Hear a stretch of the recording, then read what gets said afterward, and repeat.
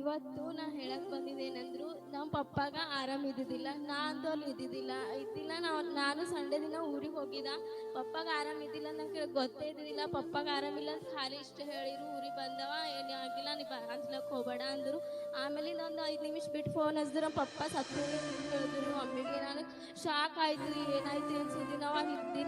ನಾವು ಇದ್ದಿಲ್ಲ ನಮ್ಮ ಮನ್ಯಾಗ ಹೊಸ ಮಂದಿ ಅಳ್ಳತ್ತಾರಂತ್ರಿ, ಹೊಸ ಮಂದಿ ಜನ ಜಾತ್ರೆ ಬಂದದಂತ್ರಿ, ಪಪ್ಪು ಮಂದಿ ನೆಡ್ದಾರಂತ. ಆದ್ರೂ ನಮ್ಮ ಮಮ್ಮಿ ಮನ್ಸಿನಾಗ ಪ್ರೇಯರ್ ಮಾಡ್ಕೊಳ್ಳೋಣ ಅಂತ ನಮ್ಮ ತಂಗಿ ಇದ್ರು. ಅಲ್ಲಿ ನಮ್ಮ ತಂಗಿ ಏನ್ ಮಾಡ್ಯಾರ, ಎಬ್ನೇಜರ್ ಸರಿ ಫೋನ್ ಮಾಡ್ಯಾರಿ. ಎಬ್ನೇಜರ್ ಸರಿ ಫೋನ್ ಮಾಡಿದ್ರಿ, ಎಬ್ನೇಜರ್ ಸರ್ ಪ್ರೇಯರ್ ಮಾಡ್ಯಾರಿ. ನಮ್ಮ ಪಪ್ಪನ ಜೀವ ಫುಲ್ ಹೋಗಿದ್ರಿ. ಎಲ್ಲರೂ ಅಳುವಳು ಹತ್ತಾರಂತ್ರಿ. ನಾನು ಕೂಡಲೇ ಎದ್ದಿದ್ದೆ.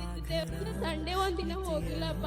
ಹೋಗಲ್ದಕ್ಕೆ ನನ್ನ ಮನೆಗೆ ಏನೇನು ನಾ ಪ್ರೇಯರ್ಲಿಂದ ಊರಾಗಿರ್ ಸಲಕ್ಕೆ ನನ್ನ ಕುಟುಂಬದಾಗ ಏನೇನು ಆಲತ್ತು ದೇವ್ರಿ ಅನ್ಕೊಂಡ. ಆಮೇಲೆ ಸರಿ ಫೋನ್ ಹಚ್ಚಿದ್ರಂತ. ಸರಿ ಫೋನ್ ಹಚ್ಚಿದ್ರು. ಸರ್ 5 ನಿಮಿಷ ಪ್ರೇಯರ್ ಮಾಡೋದು ನಮ್ಮ ಪಪ್ಪ ದವಾಖಾನೆಗೆ ಹೋಯ್ತು, 5 ನಿಮಿಷ ಹಾಕಿಲ್ಲ ಅಂತ.